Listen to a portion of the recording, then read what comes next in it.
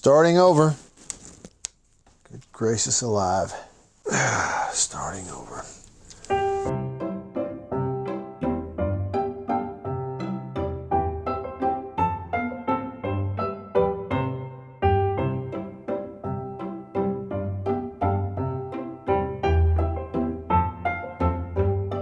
That is a rigged up pocket camera from Blackmagic, the original Blackmagic Pocket Cinema camera. It is not the 4K. No, this is the one from 5 years ago, whatever. It's all rigged up. It's this one. That one. It's in there. Okay, so it obviously doesn't look this. You got a cage on it. Let me focus for you. Got a... Some days it's just like that. Powered by this, audio coming here, big old metal cage on it, on what's supposed to be a little bitty camera. So this is obviously not what it looks like when you buy it. But I bought it used, and I bought it for some specific reasons.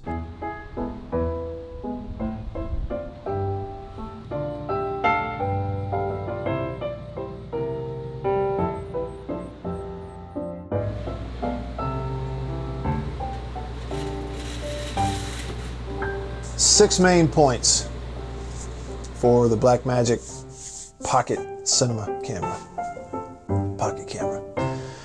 First of all, the purpose. Why did I get it?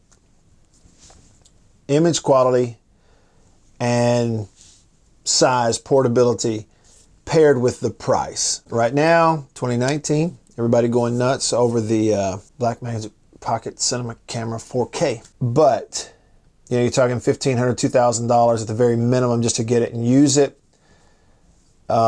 This, $500, less than $500 because it's old. But there's a lot of really good used ones on the market, and this is really small. So there it is, in a cage, fits pretty nicely. It could absolutely be used like this. You wouldn't have to put all this other stuff. You just throw a battery in for a little while anyway, pop a lens on, and go to town.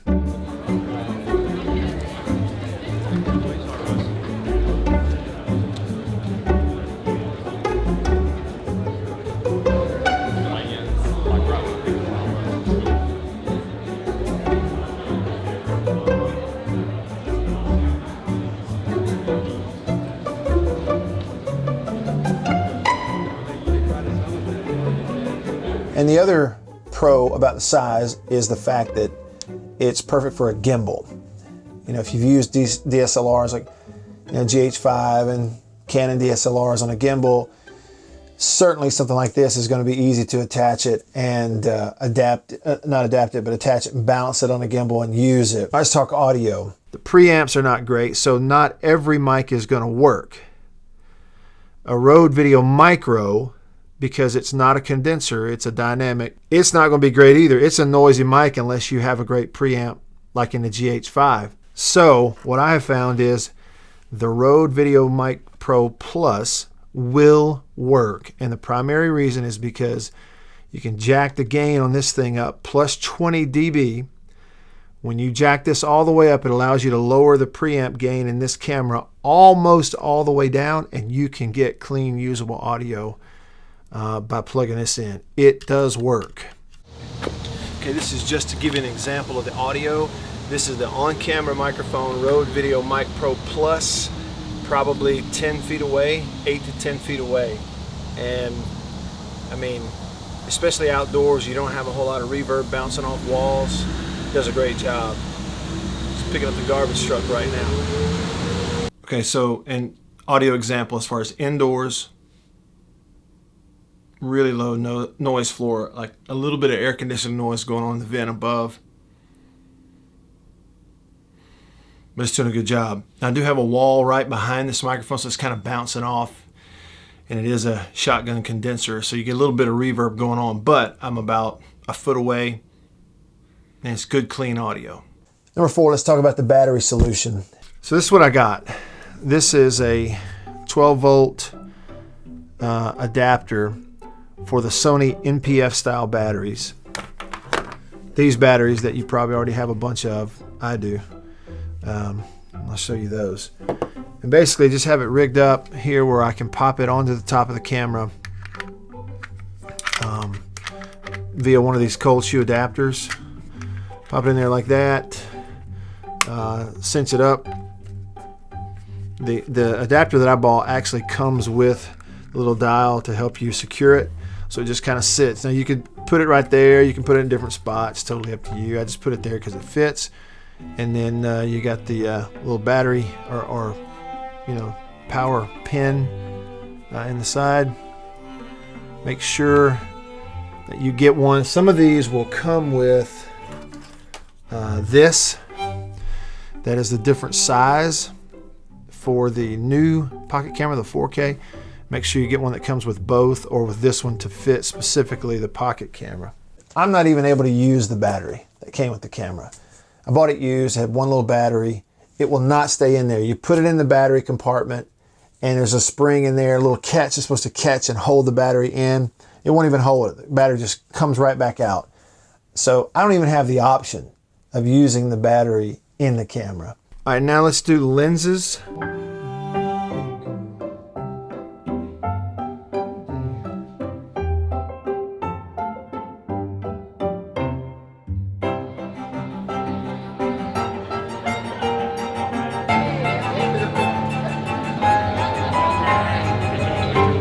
This is a micro 4/3 mount, so you're going to use micro 4/3 lenses or adapt some other lens to micro 4/3. You got the adapter, looks like this.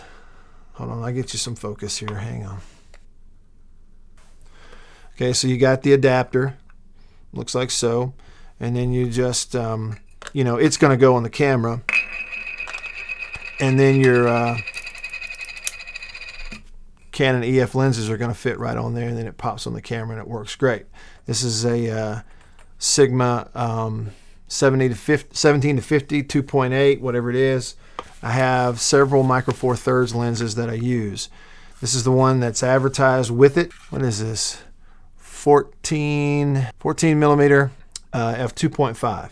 This is a great lens. It's the 25 millimeter f1.7. Is that right? Or 1.8? What is it? It's one or the other. It's 1.7 or 1.8 anyway from Panasonic.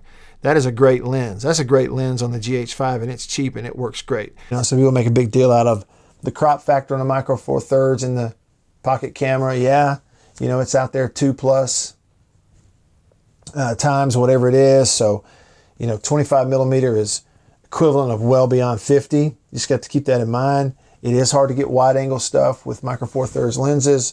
So with this crop factor, so it is what it is, but they're great lenses. They're expensive, some of them for a reason. Image stabilization on some of the Leica lenses works really well on the camera, so have at it.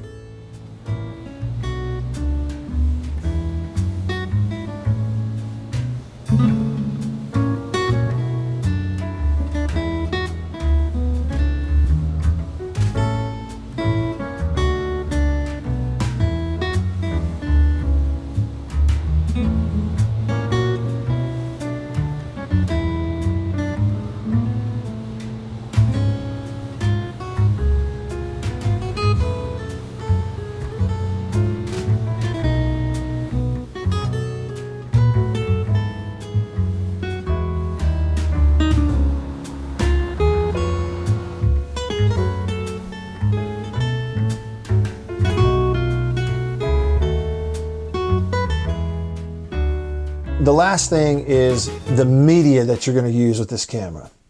How are you going to record it, and what are you going to record the footage onto? There's a lot going on about which memory cards work with it for RAW, which ones don't. Don't waste your time reading every online forum and comment section and post or whatever about certain cards that work, and finding that hidden gem of a card that will work and it's really inexpensive and all this kind of stuff. Don't waste your time. I went to the website. I looked up what kind of cards they recommended for this camera. I got the Extreme Pro, the SanDisk Extreme Pro that they recommended, even though it's a V30 and it's, a 95 megabytes per second write speed. Got it. The website recommended it. It works seamlessly. Raw footage, ProRes HQ, So this is what I'm telling anyone who wants my advice on this. Go straight to the Blackmagic website. Go right to the list of the cards that they recommend and buy one of those. Just read what they suggest on their website. And if you buy one of those, it will work with this camera. I bought a really fast Sony memory card. Used it with it initially, but it still was not quite right. Something about it. Even though all the specs on the card were right, in terms of the write speed, it was up there at about 100 megabytes per second write speed, and then the write class and everything.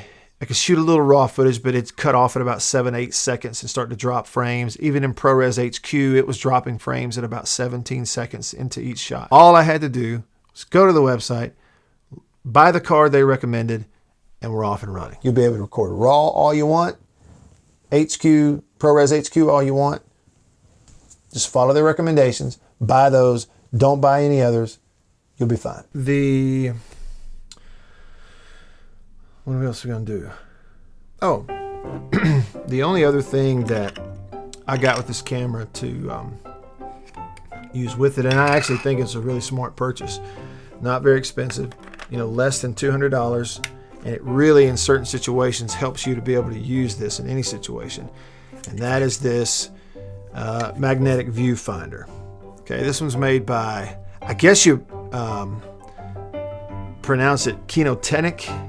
I mean, I don't know, but this is it. See, he's got the eyepiece, and it comes with the magnetic frame that fits the viewfinder. And there you go. It's magnetic. Comes with a lanyard. You can keep it around your neck if you want to look really cool. And so now you're here. And this is for the purpose of being outdoors. What I have found, let me turn it on here for you. What I've found with this camera is that when you turn it on, the viewfinder is plenty good enough. It's plenty bright enough. I say viewfinder, the screen, the LCD, plenty bright enough. Yeah, when it's super bright outside, you're in direct sunlight. It's not hard to see the screen on this camera. It's hard to see the peaking, the focus peaking. That's what it is. And so that's kind of why I got this, is so I can pop that on there. And so we're outside and you just got it around your neck, pocket on, and now I can really kind of get in there and make sure that I'm at the right focus, point, and look at the peaking. Sometimes I can't see it. My eyes aren't great, super duper Superman vision. You might not need it, but this will help outdoors. See, really the only other thing I bought with it